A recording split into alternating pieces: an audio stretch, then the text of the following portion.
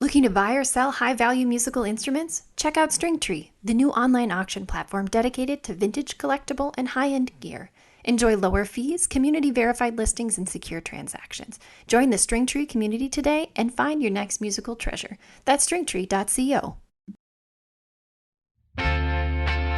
Hello and welcome to Buy That Guitar, presented by Vintage Guitar Magazine. I'm your host, Ram Tuli. This podcast is about the joy of guitar.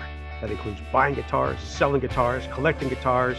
We're talking vintage guitars, new guitars, used guitars, pre-war, flat tops, electric Spanish arch tops, custom shop guitars, limited edition guitars, basses, amps, effect pedals, lap steels, mandolins, banjo. If it has strings, we're going to talk about it. I've spent most of my life studying the vintage guitar market. It's truly something I love and I'm passionate about. I can talk guitars all day, and I'm going to. Hey, so today we're joined by Kevin Borden, the owner and proprietor of Kebo's Bassworks, the greatest bass place in America. Is that right, Kevin? Yeah, but please call me Kebo. That's what my friends call me. Kebo. So when did you and Dr. Ben start Kebo's? He actually started in March of 2009. It's a very funny story. But yeah, it was March 2009. And you used to have a guitar shop originally, right? Actually, my first business was a shop called Pro Bass. And that was me, all by my lonesome. And I did that for about 5 or 6 years. Then after that, I had a full service guitar, bass, drums, everything business. And that was Good Guys Bass and Guitar Traders. And I had 2 partners in that business. We had an amicable split, and that was when Kebo started. So did you always just focus on basses then? Is that why now Kebo's is mainly just a bass works? No, actually, I mean, this is going to sound a little callous. I would buy and sell anything I can make money on, quite frankly. Guitars, amps, drums, keyboards. But, as the business grew, you only have X amount of money to spend. So why not spend it on what I love and what I'm best at, and that's basses. Mm-hmm. Now, both you and Ben are professional bass players. I should point that out. You guys do a lot of gigging, a lot of playing. Yeah. And you know basses. There's nobody that knows basses that I know that knows basses better than you guys. Thank you. And yeah, and the one thing that I will say is Ben probably plays out 4 times more than I do. And that's only because he's a gentleman of leisure. Mm-hmm. So that one of the things is, there's no secret, I'm going to tell everybody here, is that when I put the vintage guitar guide together every year, you are the last person I talk to before I cement my bass prices. You are my number 1 peer reviewer, and I give everything to you to look at, and you say yes, no, yes, no. Are you crazy? Yep. That's completely wrong. And I am eternally grateful for your help. And I think that the bass section in the guide now is just spot on. And it's really because of your guys' help. You're always available. I call you. I don't know how many times I text you and say, hey, what's the deal with this? And you'll tell me right then and there whether or not I'm out of it or I'm right in it. Yeah. And the one thing that I'd like to point out with the price guide is I know you've gotten a little bit of flack over prices.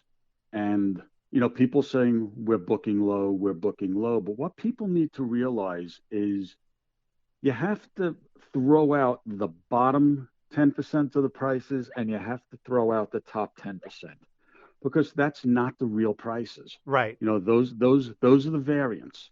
So the prices that we have captured within the price guide, those are the real prices. Right. That is what a regular dealer, a specialized dealer can expect to get for their instruments. And the one thing that the general public also needs to realize is dealers will get more for instruments for the simple reason we're exact. We know what we're talking about. There are mistakes made, and don't get me wrong, dealers do make mistakes. But the difference is a dealer, I would like to think, has to honor the mistake, and make it right one way or another and not walk away from it. So are we a little bit more? Yeah, but there's also that peace of mind. Right. And one of the things I think when it comes to, you look at feedback and when people think Kebo's is famous worldwide for being on the level square. And I don't think you guys ever get customer complaints. You guys are people always talk highly. Yeah, and When people talk about basses, everybody says these are the guys you talk to get what you're yeah, looking for. yeah, and the one thing, that I will say is combined between the modern retail platform and the old electronic auction platform that's still active. We have thousands of reviews. We've only have gotten two reviews that weren't 5 stars, and one of them was because we sold a 50-something-year-old bass and there was tarnish on the hardware on the case. And the guy said the case had tarnished hardware. The bass was exactly as described. Mm-hmm. Well, that was okay. He left me 4 stars. I left him one. So yeah, there is spiteful feedback. Yeah. Excuse me. And then Mm-hmm. the other one we got came from a dealer who, quite frankly, I don't know if I could say this, tried to screw us on a deal, got caught, sent them the guitar back, tried to screw us on the refund, got caught. I threw him in front of the state attorney general's office where we won. And he left again retaliatory feedback. And it took about 3 months to clear that up, but it cleared up. Yeah. So the end of the day, Yeah. we Everybody's sleep happy. at night. Yep. Everybody's happy. We sleep at night. It's never about the deal that's in front of you. It's about the next one. Right. And you always got to keep that in mind. So let's talk vintage basses now. I really didn't know this until I really started doing the guide, is that the vintage bass market is really dominated by three basses, P bass, J bass, and the 4001. Why is that? So actually, I want to make a little variation on that. Those are the three basses that you can sell by picking up the phone. Mm-hmm. And I'm talking 50s, 60s, and the better 70s basses. And the reason for it is simple. Everybody played either a P bass, a J bass, and then when McCartney came around, he brought the Rickenbacker to the forefront. And then in the 70s, between Deep Purple and Yes and Slade and a bunch of these really, really, really cool bands coming out of the UK, they all used Ricks, Mm-hmm. and then Rush. There was always the predominant band that had the Rickenbacker in the front. Right. The P bass, you go back to every recording in the 50s. You go to everything out of Motown. You go to the Wrecking Crew, and that was either a P bass or a J bass. Right. So, in my opinion, the predominant bass that drives the market, if I had to pick one, is the Fender Precision. Right. Everybody needs one. Every album was recorded with one. Then the J bass, just because after the P came the J, and then the Rick 4001, and that's purely because of the influential artists. So the fact that they played 4001s, that's why the 4001 is so popular compared to the 4000, the 4005, the variants of the 4000. There's actually two reasons for that. The 4000, don't get me wrong, is a great bass. It's also one of my favorites. But the price difference buying them new was only a couple of bucks. So by buying the 4001 and getting the deluxe version of the guitar, you're getting all these really cool features. It's probably the prettiest bass ever made. And that's why the 4001 overruled the 4000. The 4005 is a bit of an odd duck. They're gorgeous. I love playing them. But if you've ever played one live, and I've used them through SVTs. I've used them through 370s. They get lost in the mix. Right. Great bass in the studio, but in a live situation, they just get completely lost. That's why they were kind of hindered in terms of popularity. Right. But I am very looking forward to the new 4005 that's coming out in September from Rickenbacker, which is going to be an exact modern replica of the old one with the new hot electronics, and I already have one on hold. So, Right. So like as far as the P bass, like I love the P bass. To me, there's nothing it's a warm, beefy sound. It's the sound, like you say, it's the sound of music of the 50s and 60s. Then the J bass, people compare the J bass to the P bass. They say it's a little brighter, a little treblier, a little more clarity, a lot more mid range. Is that safe to say that you're going to get a little more mid range than you would from the P with the J bass? See, and again, that depends, because you can take a 60s J bass and it'll sound similar, but not the same as a 66 jazz bass, which, in my opinion, the 66 Datsun bound jazz bass is the best sounding jazz bass ever made. Then you have the late 60s, which has a little bit of a different sound, then the early 70s, which is that bright, Hmm. focused, in your face. I'll call it the disco bass because Yeah. all all Yeah. the disco Hmm. recordings were made with an early 70s J bass. And then you had, the mid to late 70s, which got a little bit warmer.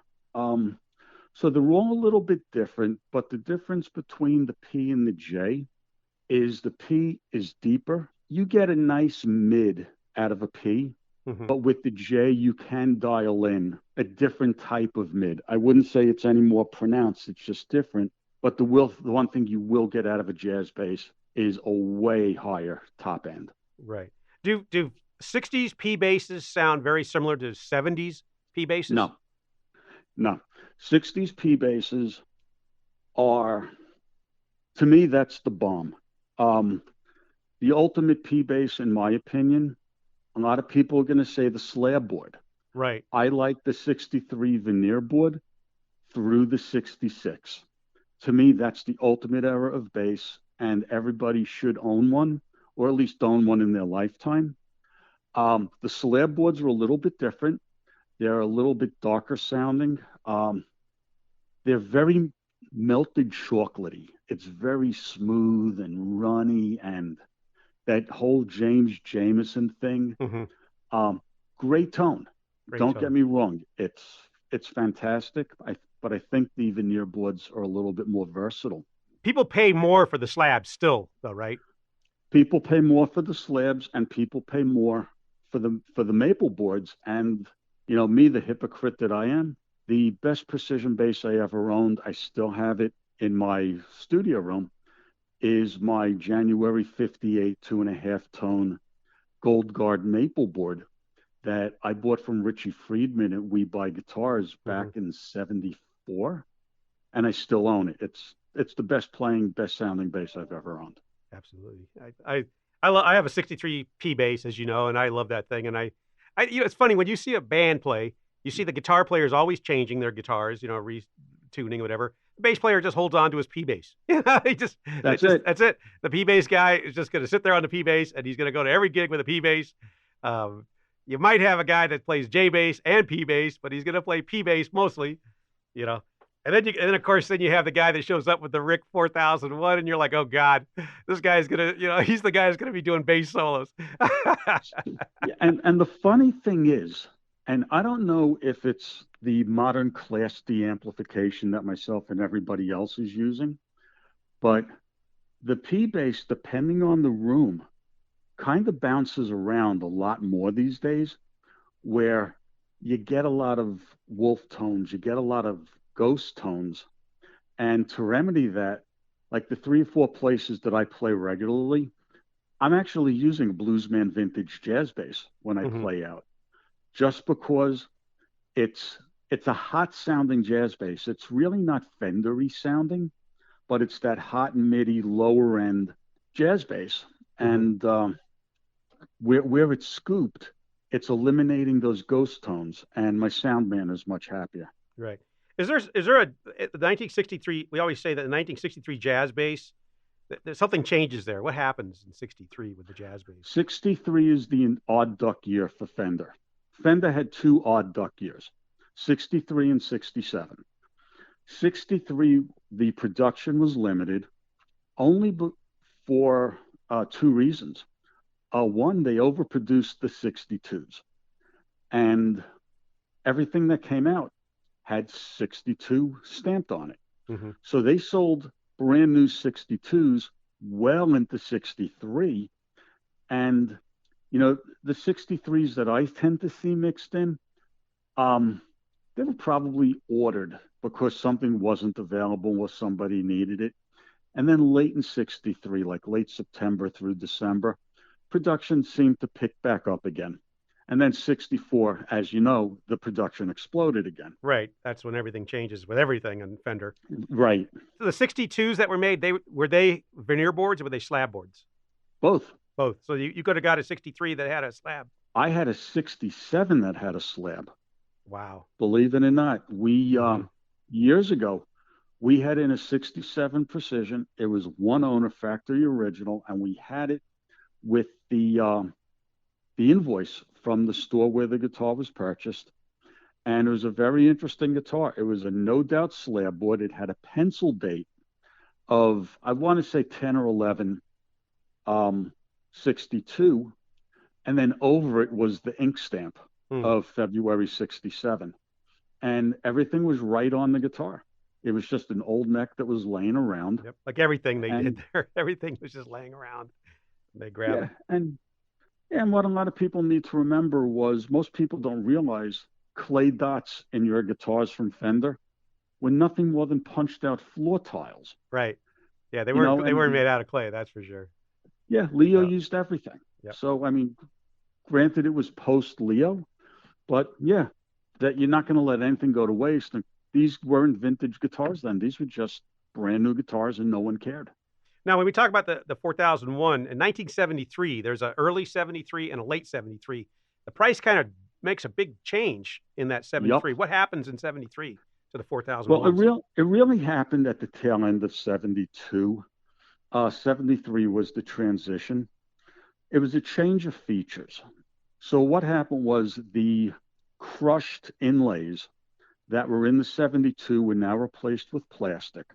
The inlays were smaller than on a 72, it went binding to binding. On the typical 73, you have wood between the inlay and the binding. The binding was smaller and of different material.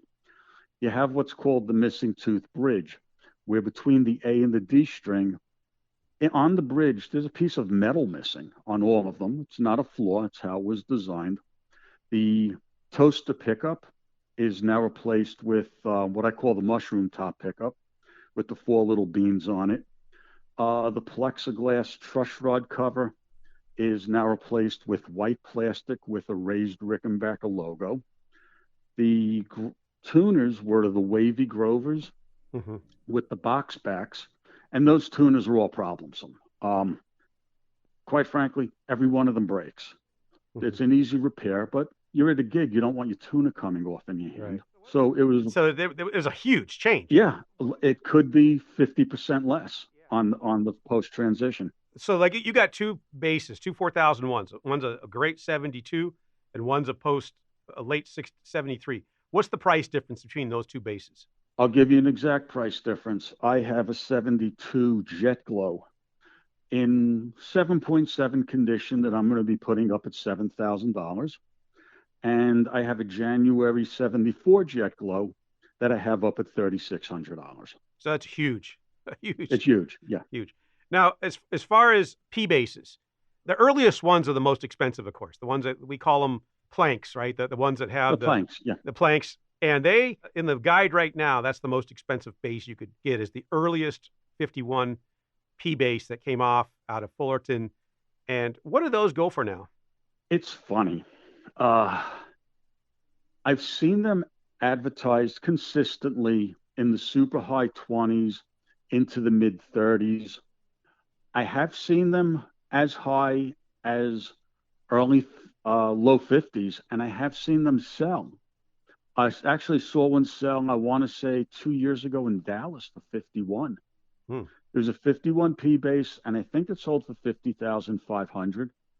And quite frankly, I thought the seller and the buyer were on crack on that purchase. But God bless them, they did the Yeah. deal. Everyone was happy. Do you, But is there a breakdown now? 51, that used to be, we used to lump 51, 52, 53, all the planks together. But you were telling me last year that the 51s are kind of like separating a little bit. People are paying a yeah, little more for the earliest ones. yeah, people are paying for the 51s. They're the first. It's Right. the same with the early broadcasters, no casters. There's a differentiation. Right. Then the 52s, then the 53s. When does the bridge change? When does it go from that bakelite bridge to the actual metal? They Some say 53, and I'm going to say 54. 54. And yeah, the reason I'm going to say that is I have seen metal saddles on 53s, 52s, but odds are the Bakelite failed in the mid 50s and they got factory replacements. How tone wise different is it to have that a Bakelite versus the metal? Could your ear detect it? It's, you know what? If you put it on a recording and you listen to it through monitors, you probably can hear a greater definition. But just listening to it, through the naked ear or going through, say, like a B15, you're not going to hear it. Right. So, and then in 1950, then it goes from being a Telecaster looked to be the Stratocaster cut, and that's about 57. Or does it contour first and then it goes to the Strat cut? Well, let's break it down a little bit. You have the 51 to 53s, which are the planks. You then have what they were calling the cowboy P basses, which are the rounded, more contours. Mm-hmm. Officially came in 54. I have seen one or two 53s. That goes to mid 57. Then mid 57, it came in with the body that we all know with the split domino looking pickups. And the very first pickups on the P bass, I guess they were responsible for blowing all those 15-inch speakers on the original Bandmasters or Bassmans too. Bassmans. Yeah, that's why it's really hard to find these 15-inch speakers intact because they were blowing those things with that pickup. Oh, you got to remember these things had little tiny voice coils, and the paper wasn't what it evolved into. Mm-hmm. So if you look at a lot of the basses of the era, the Gibson basses, some of them had it. The stack knobs all had it. There was a choke. There was an extra cap added to the jazz basses to limit the volume. Mm-hmm. And the Rickenbackers actually also had it on the tail pickup to limit the volume because the pickups were just not in order with each other, where one was drastically louder and it was blowing amps. Yeah, exactly. So as far as the J-bass collectors, everybody wants the stack knob. What exactly is a stack knob? Stack knob is real easy. If you look at a jazz bass today, going back to mid 62, you'll see three knobs: volume, tone. That's the standard jazz bass controls. From 60 to mid 62, if you look straight on top, it looks like it's only two controls. Mm-hmm. But what it is, the chrome dome knob is your volume, and then below it is a black metal skirted knob, and that's the tone for the pickup. So each pickup had a tone and a volume and a volume where the control was stacked one on top of the other. If you're playing the J bass, other than that knob configuration, can you tell a difference in the tone of a 62 and a 60? No, not at all. You wouldn't know. But it's just the fact that it's the earliest iteration of that J bass that you want the first year's stack knob. Yeah, I mean, as far as cool guy factor goes, there's nothing cooler than a stack knob. Oh, if yeah. you're gigging, they're the biggest pain in the necks to bring on stage with you. Mm-hmm. Oh, when you turn the volume, you turn the tone knob at the same time. Yeah. And it's funny because, when you think of tone knobs on early Fenders, they weren't really tone knobs. You got all kinds of stuff. No, they weren't. So let's say you want an early J bass. How much more are you going to have to pay to get the stack knob versus the one that was made 8 months later with the three knobs? So let's just go with 8 out of 10, completely original, issue free, plays great, looks great, sounds great condition. A stacker, just let's work with an even number. Stack knob run you about 30, give or take a couple of grand. A three knob 63, high teens. That you're paying a lot of money for that cool look. Yes, you are. Yeah. Now, as far as the J bass, they come in color. You see a lot more J basses coming in custom colors, and that's because 61, 62, 63, we get into the TV era, right? Yep. And of course, when CBS buys Fender, they own also a lot of the hee-haws and all that. I always tell people that's why the 60s you have so much color is because color TV. And they enlarge the stickers on the necks to make sure you know it's a Fender or whatever. Is it true that you're going to find a lot more colored J basses than you will custom colored P basses? That is absolutely true. And the reason is real simple. The jazz bass was the flagship model. Mm-hmm. So it's like the Jaguar. It's like the Jazz the Master. Jaguar Yeah. and the Jazzmaster. Yep. And that's why you see a lot more custom colors of those. Fender, when they were doing the custom colors, the objective was to get people in the stores. Hmm. And custom color, let's just say, was $30 more before you matched the headstock. But back then, $30 was a lot of money. Right. So it was a draw for the regular product. And I also Yeah, think too, like P-bass players were more kind of like the Telecaster player. They were just utilitarian. They're out there just to make money. yeah. The J-bass guy And was a little more flamboyant. yep. And So can I just tell you a really great little story sure. regarding television? Has to be 10 years ago. And Ben and I we were in Dallas. And my dear, dear, dear friend Jimmy Wallace from Jimmy Wallace Guitars and the promoter of the Dallas International Guitar Festival, he walks a friend of his over to the booth. And he used to be the bass player for Jerry Lee Lewis. And he pulls this bass out, and the bass was painted with a brush. And it was like literally 20 different colors of paint on top of each other. And the colors were interesting. It was white, black, yellow, orange, red, white, black. It was like a cycle of that. Hmm. And I go, why did you paint the guitar with the brush? The television stations, the guitars would blend into the suits they were wearing. So they had to get something to provide contrast, almost like the Gibson TV yellow. Right. So after they sound checked, they painted their guitars, and they said they went on stage, the paint was still tacky, and they painted the fronts, but not the backs. And we literally had, I want to say it was a late 50s, early 60s P bass with about 20, 25 different coats of paint on it. Hmm. And it was a great bass, great story, great history, but that's what you had to do back then. Now we're going to talk about the Gibson EB Zero, the Jack Bruce bass. Are they popular still? See, actually, two things. Jack Bruce played an EB3. Oh, I'm wrong. Oh my God. Yeah. The EBO and the EB3 are the same body, same neck, pretty much. Uh-huh. The difference is the electronics. The EB3 is two pickup, the EBO is one pickup. In my opinion, I love them. It's still what I call affordable vintage. These basses just tend to play really well. They look cool. There's only two drawbacks to them. One, it's a short scale. Not everyone wants to play a short scale. I won't play a short scale.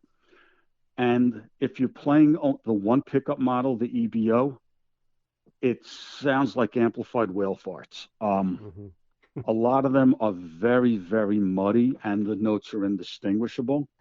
And a lot of them are great. And we just had in a 64 that we just sold to, his name is Why Not, the bass player in the Wallflowers. Mm-hmm. He just bought a great 64 from us that, quite frankly, I say it sounded as good as any precision bass out there. That's how good it was.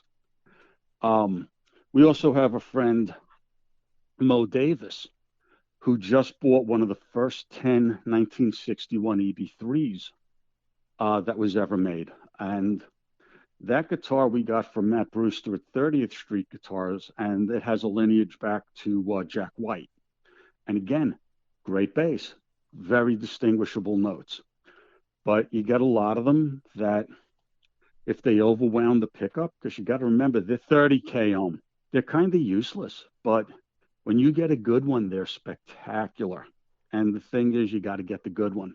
Right. And a lot of them are. So if somebody's looking for a good vintage Gibson bass, what would you point them? In my opinion, if you want a great vintage bass, the Gibson vintage basses are bargains in the bass market. Right. My favorite of all of them is the EB1. I like the 60s and early 70s a lot better than the 50s models. That's my favorite. For 3,500, $4,000, you're going to get a good one.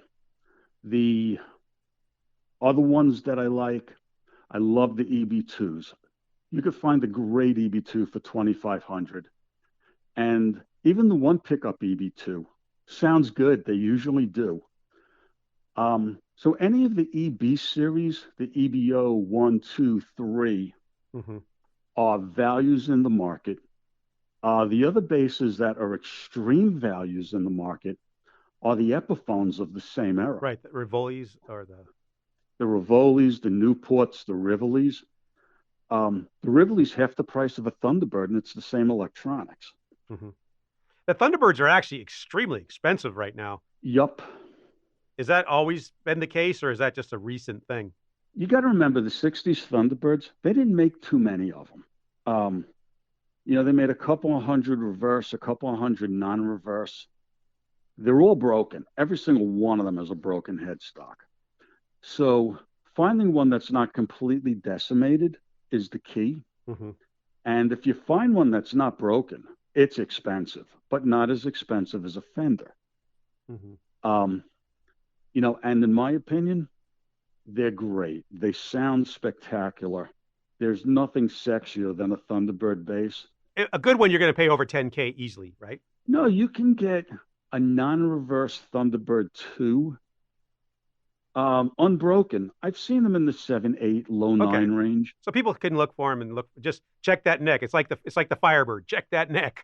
Check the neck. Check that exactly. Neck. Another thing that I learned when I started doing the guide was how, I always thought Fender bass, that's P bass, J bass, but those Telecaster basses from the 60s and those Mustang basses are going crazy right now. Oh, they're insane. The Tele basses kind of leveled out at between 45 and 55. Mm-hmm. A year ago, they were up. I've seen them in the 7s. Right. Are they worth it? They're wonderful basses. I have them in stock. We look for them. I also like the humbucker Tele basses. They're a great bass, especially if you're playing in a Motownish or a country band and you can't afford a P bass with a black bobbin pickup in it. Mm-hmm. It's the next best thing, and you can get one high 2s, low 3s, which in my opinion is very reasonable. But a good one you're going to pay $4,000 for, 42, 43 for a Mudbucker. Mm-hmm. The Mustangs, I don't get it. I understand why people target them. But it's a bass I don't understand. Other than Bill Wyman and Tina Weymouth, I've never seen anybody make those sound good. And people pay 45 easy, right? Oh, they're paying 6. They're paying up to 6 now. Awesome. Those are good. I like them, but I'm a Bill Wyman guy, and I love the way he made his sound. A short scale, just had a little pop in there. What about like the weird bass 6s and things like that? Are they still hard to get? They are hard to get, but just because they didn't make a lot of them. Also with the bass 6s, they're a little bit odd because it's not a bass, it's not a guitar, and a lot of guys don't know how to set them up. So a lot of the ones that I see and look at, quite frankly, they play like crap. Mm-hmm. Or they'll have the wrong gauge strings on them. This is a free tip. In order to make a bass 6 sound great, you have to put a set of LaBella 95 gauge on them. Once you set them up for the 95 gauge, mm-hmm. you're all set. The modern ones come with 85s, and then what happens is the strings float in the bridge. And you see that on a lot of 70s ones where the basses are super clean. The reason is they don't play, and the reason they don't play is you got the wrong strings on there. Mm-hmm. I don't think people realize how many guitar solos were played with bass 6. The Glenn Campbell's stuff. George Harrison. Yeah, just incredible. I don't have a bass. I was always like one I was looking for, and I came close many times, but something else always bites at me first. So, hey, Whitesnake fans. Mark your calendar for November 24th on stringtree.co, up for auction a pristine 1990 P.V. Vandenberg Signature 2 with the iconic puzzle finish signed by Adrian Vandenberg himself, complete with all the original case candy and a Whitesnake tour pass. This rare guitar is a collector's dream. Don't miss it, only on stringtree.co. That's stringtree.co. You guys at Kebo's, you guys have a huge selection of what we call boutique basses. What's the most popular non-Fender, Gibson, Rickenbacker basses that you guys sell? Well, non-Fender Rickenbacker Gibson is Music Man. Music, the Sabers. Music Man G&L, the Hmm. Sabre, the Stingray, the L2000, the L1000, which is one of my favorite basses. I wouldn't call them boutique, but they're great basses. I love every single one we get in. And these bases you can get for 2 grand, right? Under 2 grand, in most cases. The the newer ones used you can get for 2 grand. That's exactly what I market them for, Hmm. is I sell them at 2 grand. The original ones, they're over five. They're 5 to 6 right now. Really? They took off. They took off like a shot.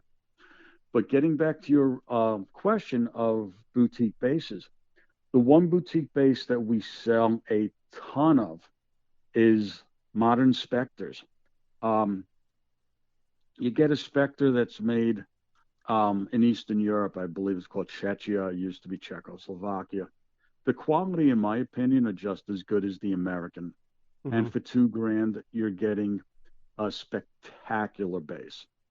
The other two boutique bases that I really, really, really like, uh, Warwick, the German Warwick bases. Hmm. They're odd. They're a little bit wacky to look at, um, but they play like the Dickens. I've never had a bad playing German Warwick.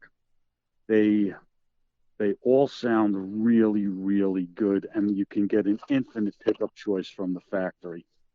Um, Another bass that I love that we've been doing pretty good with, and we actually tried to become dealers for them, is Sandberg. Sandberg. Okay. Uh, Another German firm really started making their mark in the past 5 or 6 years, and nothing plays as good as a Sandberg. Their setups are great. The electronics are great.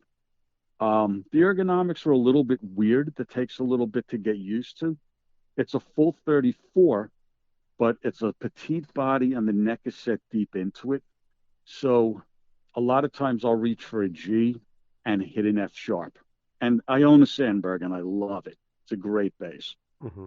Um, Other boutique basses that we have that, you know, you have the Alembics, Hmm. and the Alembic market, it's hyperinflated. It's actually crazy what people are asking for them. And quite frankly, unless you're asking proper value and the values are in the book, Hmm. you're not going to sell your guitar. Hmm. You're not going to sell a used Alembic for $14,000. It's never, ever going to happen. And then on the other side of the boutique coin is you have guys making what I'll say Fender emulations where they're taking a P bass, they're taking a J bass, and they do a really good job of relicing it and making it look 100 years old.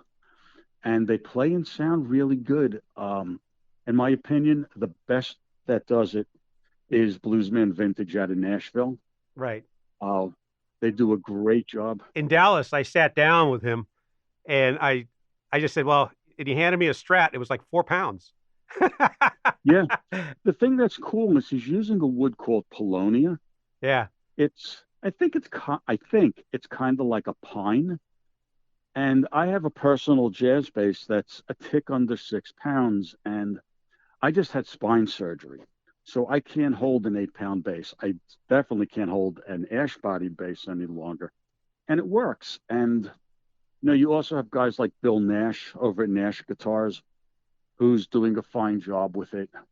Hmm. And just an honorable mention for the fancy furniture bases. I think J.D. Lewis over at Warrior Hmm. is making a devastatingly good product. I always thought that. And I own Warrior bases. I Hmm. own a Bluesman bass. So Not, for anybody who's yeah. saying Kevin's getting a break, no, Kevin pays for his guitars. Yeah. So, but No. I buy them because they're good. Yep. And then another one. I know Dr. Ben has the wall, for the one that was made in London. That thing is Yeah, insane. yeah. Ben owns a bunch of walls, and the wall for me is like a wall of sound. Pardon the pun. Hmm. There's so much tone, so much volume. It's like a wet blanket of baseness. It's Right. And it's just the tops. I guess no two tops are the same, but no, just the incredible tops they put on these, just incredible. But those are 10,000. You could pay 10,000 for those, right? you can pay 13, 14 for one now. Right. Those are gorgeous.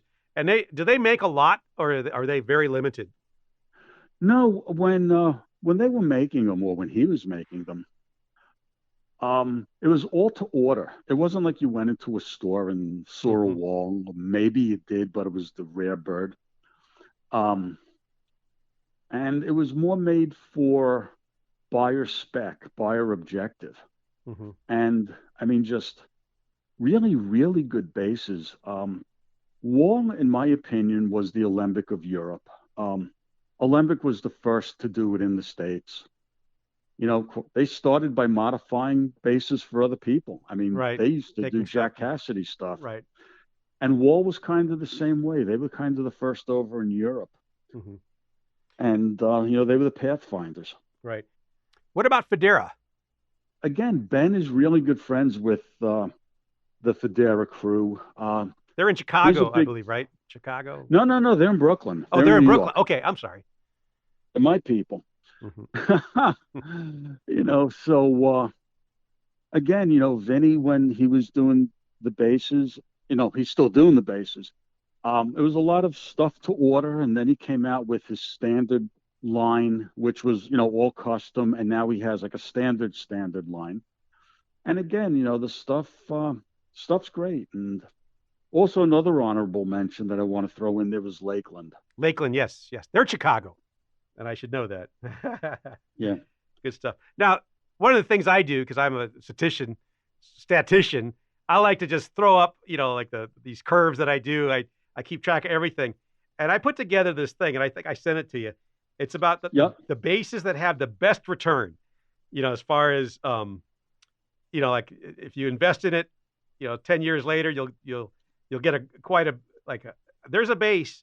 The number one was the Hamer standard base from the 70s. And that thing has that thing is almost doubled in price in the last 5 years. And it nearly doubles in price every 5 years. That's a Yeah. crazy. And the thing that I like with the Hamers, they're they're the unsung hero of American cool. Um, in my opinion, Hamer didn't invent anything. They just took what was there and made it really, really cool. Like the early stuff that Cheap Trick used. Hmm. Rick's guitars, Hmm. the coolest Explorers and Flying V's on the planet. And then my old dear friend Tom Peterson, pretty much the man invented the 12-string bass and Hamer built it. Um, Nobody else did it. They were the first. And then, they took that custom line and put it into what I'll say a consumer line and Hmm. made it affordable. Right. And that's Uh, you that's the know, thing. People, even any Hamer, from the 70s is going to basically double in price every 5, 6, 7 years. And yeah, it's just how it is, because it was so undervalued for as long. Now, another one that's of course a huge return, almost 300% in the last 5 years, is the BC Rich Bitch. oh, Tell me about the BC Rich Bitch. see, there's two bitches that are out there. The H string, in my opinion, is one of the top five coolest bass guitars ever made, period. Um, I'd love to have one. The once every 2 years when I see one up for sale, they're asking stupid money and they're getting it. So how stupid is the money they're looking for? Hmm. And then the four string, and I've actually have owned four strings.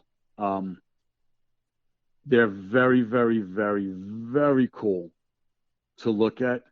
They're very difficult to play. The ergonomics on it Oh are, yeah, you are hurt yourself. You'd hurt. It's like the bitch 10 string. I didn't know that the bitch was actually a 10 string guitar. They didn't start making the 6 string bitches until much later. And I had to go. I had when I was doing the guide this year, I had to go back and like totally realign my thoughts. Was like, wait, they're all 10 string in the early days. Um, and the crazy thing is the best one out of all of them is the Eagle. Right. The ergos on the Eagle was spectacular. I Hmm. had bought one from Sam Ash, I think it was 81, because I was playing in a band called the Rockaways at the time, and we were doing Manhattan every weekend, multiple nights. That was a great band. And that bass, we actually got picked up to go do a bunch of nights, and I needed a P bass to take on the road. And my good friend to this day, John Castellano, his mom and pop used to own Bath Music in Brooklyn. And I traded my Eagle to Mrs. Castellano for it was a 63 of all things Fender Precision Sunburst. And then we had to have lunch because you couldn't leave Mrs. Hmm. Castellano's hungry. Hmm. But that great bass and just great memory that just came back. Hmm. Now the Dean ML bass from '70s, late '70s, early up to the early '80s. Another one that has huge returns, doubles in price every 5 years. We have a great one in Candy Apple Red. Beautiful bass, nice sounding bass. The ones I mentioned now all beat the stock market in the last 5 6 years. And then of course the Mustang bass, which is double. It has doubled in price Yeah, every 7 years, and that's crazy. But we love Mustang basses. So, and then here's one that kind of sneaks in under the stock market returns. That didn't quite beat the stock market. It's that Ibanez Destroyer. That oh, the model 2459B. oh. I love that thing. Uh, that's one you should look for if you can find it. And I'll tell you, the bargain bass that any bass player should own, and it's easy to find, are after the lawsuit Ibanez's, when they went to the musician series and the studio series. Hmm. For under $1,500, you are getting a professional quality instrument, and they're so good. I mean, they're just absolute great basses. I mean, you got to remember, Sting used to play them, Right. and this was a guy that Hmm. can play and afford anything. Right. And then comes next is the Baldwin VibraSlim. I love them. Yep, that thing has basically gone up 200% in the last 5 years. It's funny, when we were in Dallas, there was a dealer, it wasn't this year, it was last year. He had four Vibra Slim basses, and he also had the Bison basses. And we bought like six of them from him, and they were all brand new. Hmm. They were all brand new. They were unsold. Had to have them. I mean, I love them. They're beyond cool. And just the one thing for you guys out in bass player land, the amplifiers. Baldwin made an amp called a Professional. It had blue, it looked like Formica countertop.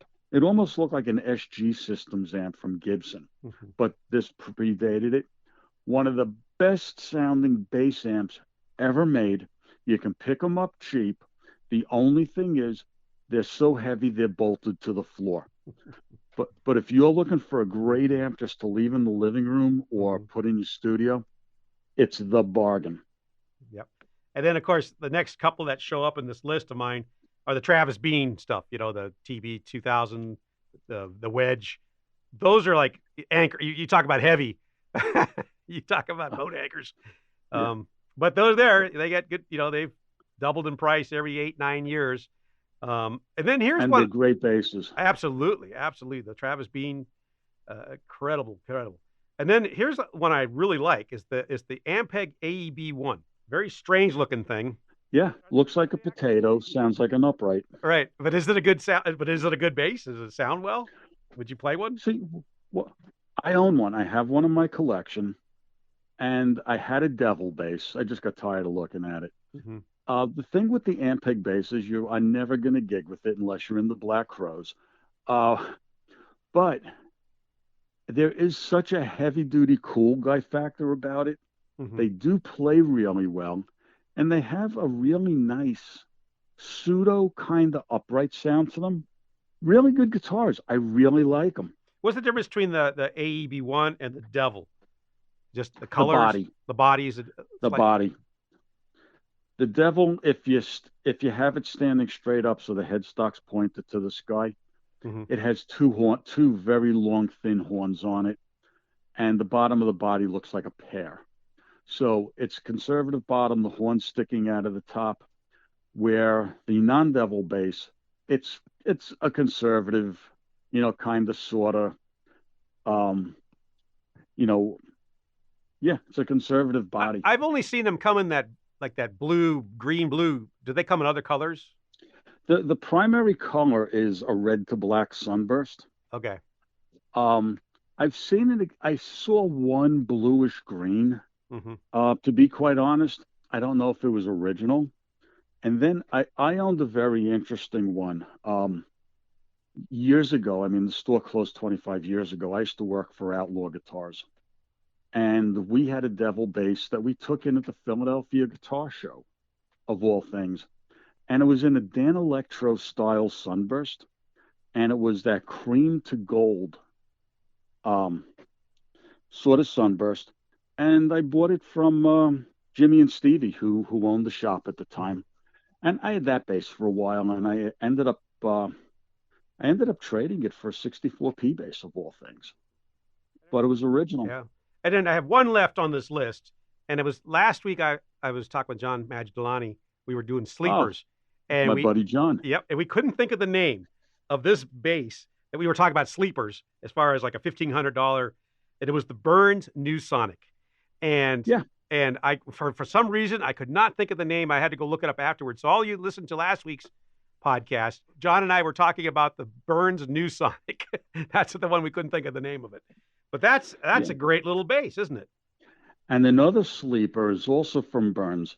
It's called the Jazz Bass. And get the one that has the Wild Dog sound control. Yes. Burns, it switches to Baldwin. Do you avoid the Baldwin stuff? No, I like the Baldwin stuff. You like the Baldwin stuff? Yeah. I mean, the Burns stuff is cool. The Baldwin stuff is 90% of that cool. It's still a good instrument. Well, let's talk bass amps. Sure thing. I was so proud of my Portaflex. I think you weren't overwhelmed by the whole Portaflex thing. Is that true? Yeah. Is that true statewide? Portaflexes really aren't that cool anymore? Oh, no. Portaflexes will always be cool. The problem with old amps is guys that use them, such as myself, we can't lift them. Yeah. Well, mine has wheels on it. Simple. And an amplifier is an appliance. And let's face it, any appliance, if it's not maintained, will burn your home to the ground. It's that simple. As far as the Portaflex, the price seems to always be the same price, right? I mean, it's like the gold standard. There's the Portaflex standard. It's always going to be about $2,000 to $2,500. Right? Yeah, 2 to 25 gets you a good one. A good one. And then you'll say that the B18s are a little less than the B15s, and then the B12s are a little bit less than the B18s, right? See, actually, that changed a little bit. The B18s are a little bit less than the B15s. The B12s, a lot of guitar players are buying them. They're actually a really good sounding guitar amp. Should I maybe put those up in price next to the B12 or the B15? I'd put it next to the B18. Oh, B18. Still, okay. Yeah, it still doesn't sell for what the B15 sells for. So it's kind of I would love to gig with that B18 that I have, but you're right. I mean, how the hell would I move it around? How would I get it in? When you play a P bass through that thing, it's just insane. It's just incredible. I mean, I still have a lot of vintage amps, and the thing is, it's like no one wants to move it. No one wants to lift it. The volume in clubs really came down, and I know someone's going to say, yeah, but my Gallion Kruger Fusion 1200, it's 1200 watts. Your SVT was only 300 watts. And being that I own both of them, the one thing I will tell you is if you put your GK on 8 and you put an SVT on 8, the SVT will kill you. Mm-hmm. The volume coming out of that and the sound pressure and the decibel levels is insane.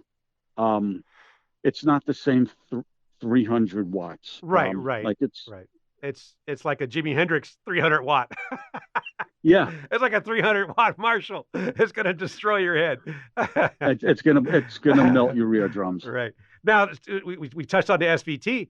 That's like, isn't that the ultimate bass? Like if you had a roadie somebody to carry your stuff in for you and to set you up, would you use the SVT? Hypothetically speaking, Matt, I hope you're not listening, but if my my guy Matt was around and I could coerce him into moving an SVT to my gigs, I would be using an SVT. There is no doubt in my mind. It is the best bass amp ever made.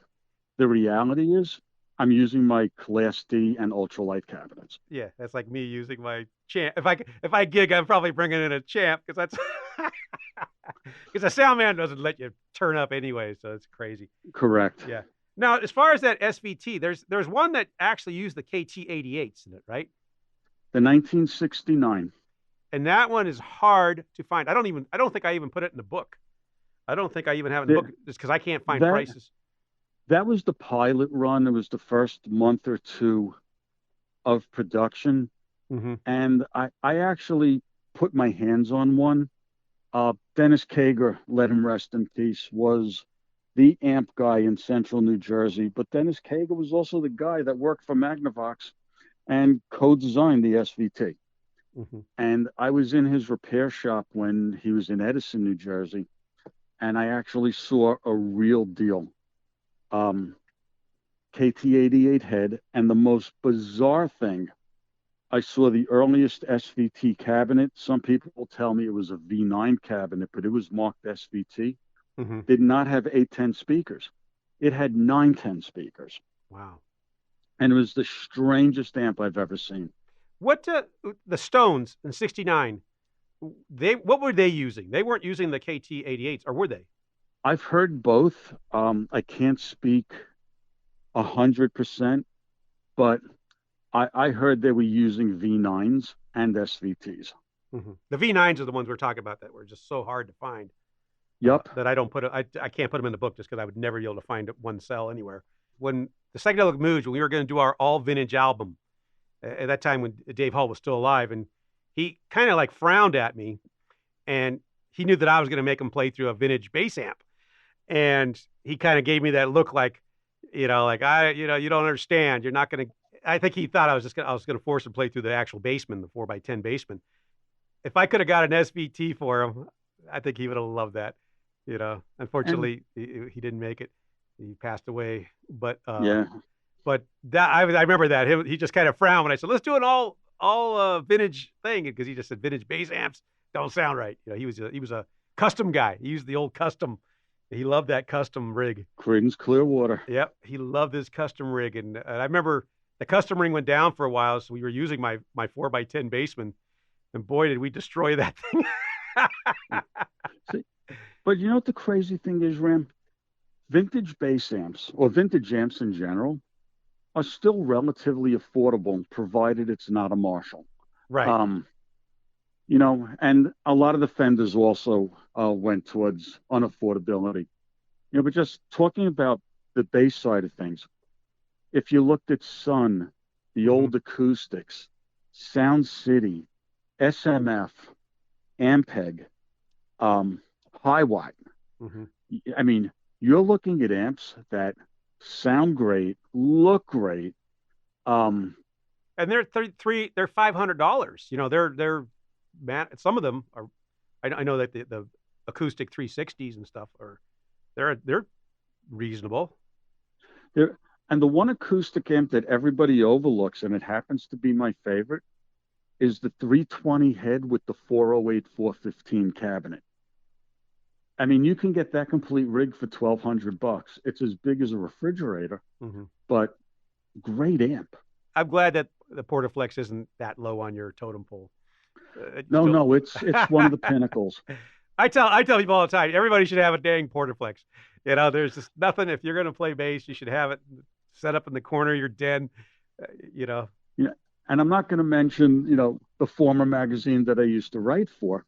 But I did a series of articles on the best vintage bass amps you could buy. And the Portaflex was number one. Mm. So I do have an affinity for the Portaflex. Okay. When we put together this podcast and we introduced it to the readers of Vintage Guitar Magazine, I got quite a bit of feedback. We put out a survey, and I said, what are some of the questions you guys want me to address? And the number one question that came back from out of everything was, how do you buy a guitar or bass when it's not in your hand, and not get ripped off? And you are probably the best guy I know to answer this question, because you go after people that that do this. Yeah, see, here's the thing. You have a firm like mine. You have John Magdalani's firm, Cream City. Uh, there's a lot of really, really good dealers out there. My Mm-hmm. friend Heath Jensen, Rock and Roll Vintage in Chicago, Norm's, Jimmy Wallace. There's a bunch of great dealers where at the end of the day, we sleep at night, is what we like to say. Mm-hmm.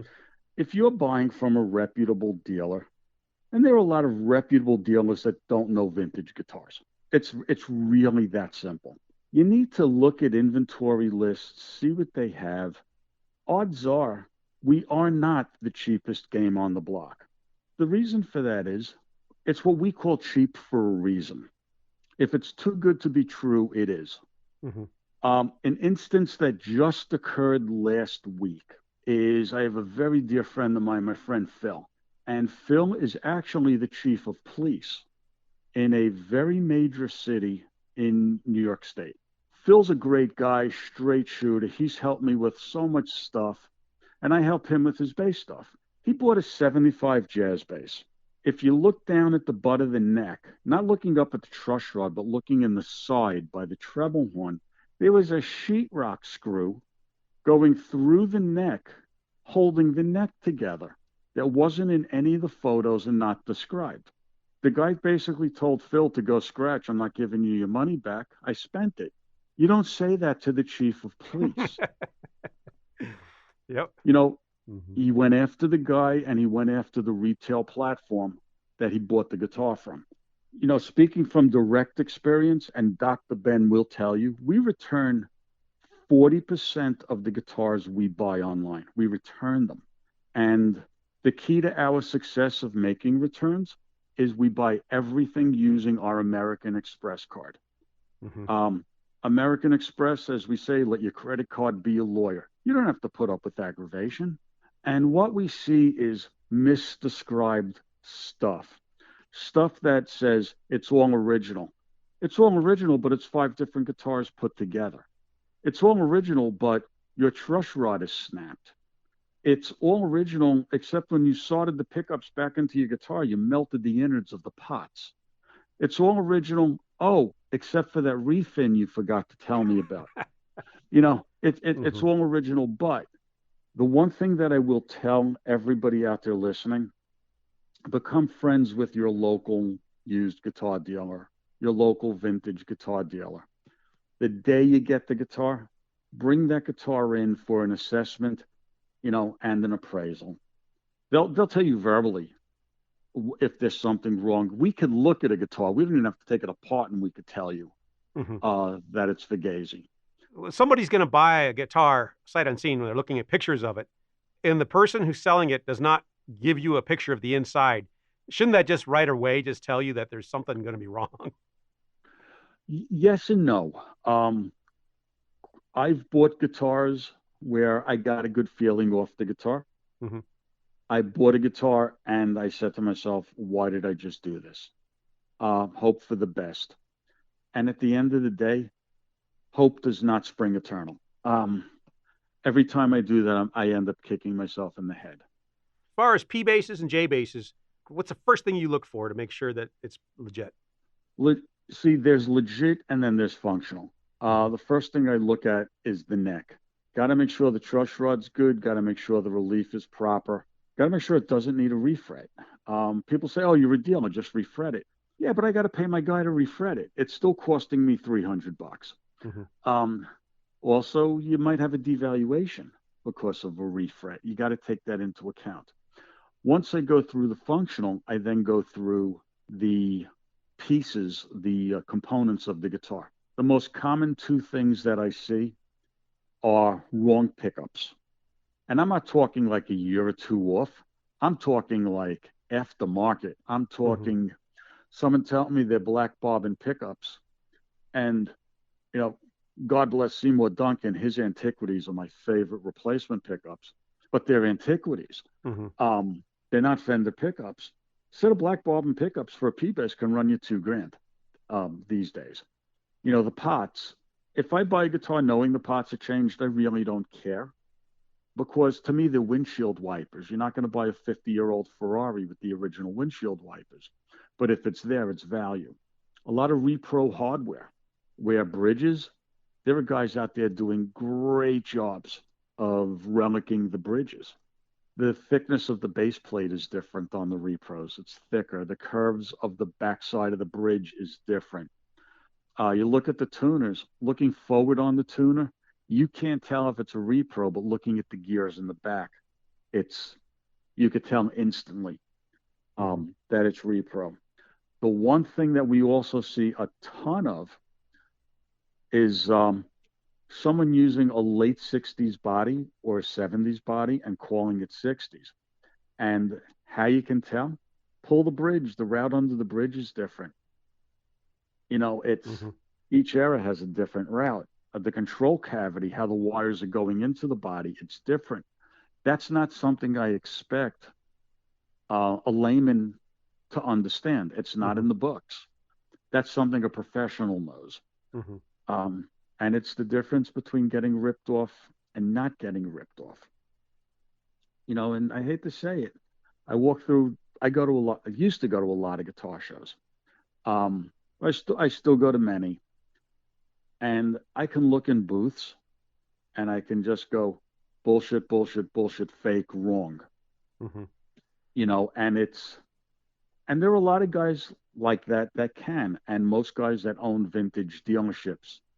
You know, other guys that are out there that are really, really good at it are my friends Ben and Sam Taylor from Southside Guitars, Howie from Rivington Guitars.